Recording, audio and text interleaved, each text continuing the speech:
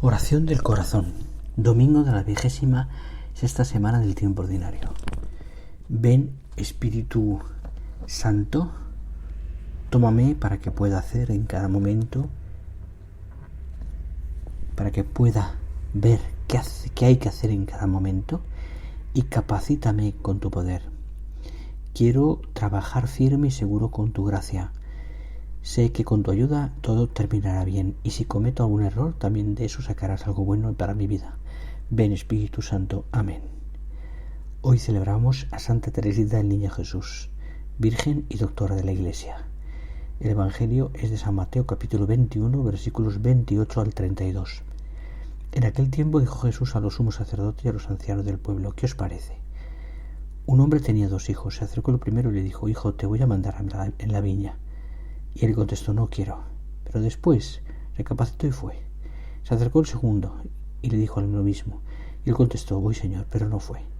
¿Quién de los 2 hizo lo que quería el Padre? Contestaron el primero.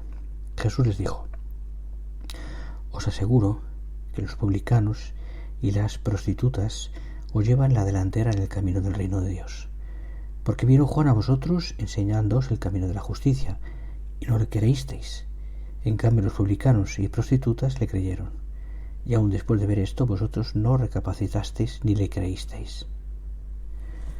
Señor, gracias por recordarme que tiendo a identificarme con ese hijo del Evangelio que dice que va a cumplir tu mandato, pero al final del día no hace nada. Guía esta oración y dame la fuerza espiritual para descubrir el camino que debo seguir y cumplir pronta y alegremente tu voluntad. No se haga mi voluntad, sino la tuya. Decía el Papa Benedicto: el hombre, de por sí, está tentado a ponerse a la voluntad de Dios, de tener la intención de seguir su propia voluntad, de sentirse libre solo si es autónomo, o pone su propia autonomía contra la decisión de seguir la voluntad de Dios. Este es todo el drama de la humanidad. Pero, en verdad, esta autonomía es errónea, y este entrar en la voluntad de Dios no es una oposición a uno mismo, no es una esclavitud que violenta mi voluntad, sino que es entrar en la verdad y en el amor, en el bien. Y Jesús atrae nuestra voluntad hacia la voluntad de Dios. Este es el drama de nuestra redención, que Jesús atrae a lo alto nuestra voluntad, toda nuestra aversión contra la voluntad de Dios y nuestra aversión contra la muerte y el pecado, y lo une con la voluntad del Padre. No se haga mi voluntad sino la tuya. En esta transformación del no en sí, en esta inserción de la voluntad de la criatura en la voluntad del Padre, Él transforma a la humanidad y nos redime, y nos invita a entrar en ese movimiento suyo, salir de nuestro no y entrar en el sí del Hijo. Mi voluntad existe, pero la decisiva es la voluntad del Padre, porque esta es la verdad y el amor. Hasta aquí el texto de Benedicto XVI. Seguramente nos es bastante familiar este refrán: obras son amores, pero no buenas razones. Es probable que nosotros mismos lo hayamos pronunciado miles de veces, y sin embargo parece que en muchas ocasiones nos olvidamos fácilmente de él. En el Evangelio de hoy, nuestro Señor nos cuenta la historia de esos 2 hijos. El padre le pide que vayan a trabajar en la viña. El primero responde de un modo muy poco cortés y un tanto violento: no quiero. Le dice al padre. En cambio, el otro, con palabras muy atentas y comedidas, dignas incluso de un caballero: voy, Señor. Le contesta, pero no va. En cambio, el hijo rebelde y rezongón se arrepiente y va a trabajar. Y Cristo pregunta a los oyentes: ¿cuál de los 2 hizo lo que quería el Padre? La respuesta es obvia: el primero. Sus obras lo demostraron. Y después de la parábola, el Señor dirige unas palabras muy duras a los sumos sacerdotes y a los jefes del pueblo que le oían: yo os aseguro que los publicanos y las prostitutas os llevan la delantera en el camino del reino de Dios. Un juicio muy duro pero muy certero. ¿Por qué? Porque los pecadores y las prostitutas son como el hijo primero de la parábola. A pesar de que sus palabras no eran las más bonitas y adecuadas, ellos hicieron la voluntad del Padre. Creyeron en Cristo y se convirtieron ante su predicación, mientras que los fariseos y los dirigentes del pueblo judío, que se consideraban muy justos y observantes, se sentían muy seguros de sí mismos. Esos no son como el segundo hijo. Su pose externo es muy respetuoso y removido, pero no obedecen a Dios, y lo que Cristo quería era que hiciera la voluntad del Padre.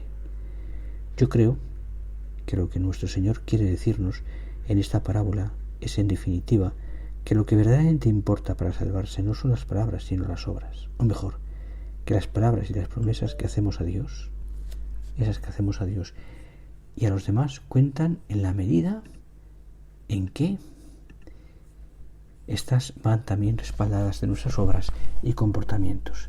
Estas son las que mejor hablan, las obras, no los bonitos discursos, las obras, no los bellos propósitos o los nobles sentimientos nada más. Se cuenta que en una ocasión la hermana pequeña de Santo Tomás de Aquino le preguntó: Tomás, ¿qué tengo que hacer yo para ser santa?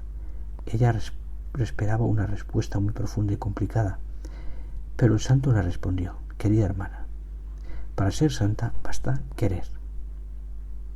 Sí, querer, pero querer con todas las fuerzas y con toda la voluntad. Es decir, que no es suficiente con un quisiera. La persona que quiere puede hacer maravillas, pero el que se queda en el quisiera es solo un soñador o un idealista incoherente. Este es el caso del segundo hijo. Hubiese querido obedecer, pero nunca lo hizo. Aquí el refrán popular que vuelve a tener razón: del dicho al hecho hay mucho trecho. Por eso nuestro Señor nos dijo un día que no todo el que me dice Señor, Señor se salvará, sino el que hace la voluntad de mi Padre del cielo. Palabras muy sencillas, escuetas, claras y exigentes. ¿Y nosotros cuál de esos dos hijos somos? Gracias, Señor, por el privilegio de poder trabajar en tu viña. Mi anhelo es estar siempre a tu servicio y colaborar contigo en la extensión de la Iglesia. Me has enriquecido con muchos talentos que puedo poner al servicio de la Iglesia y de los demás.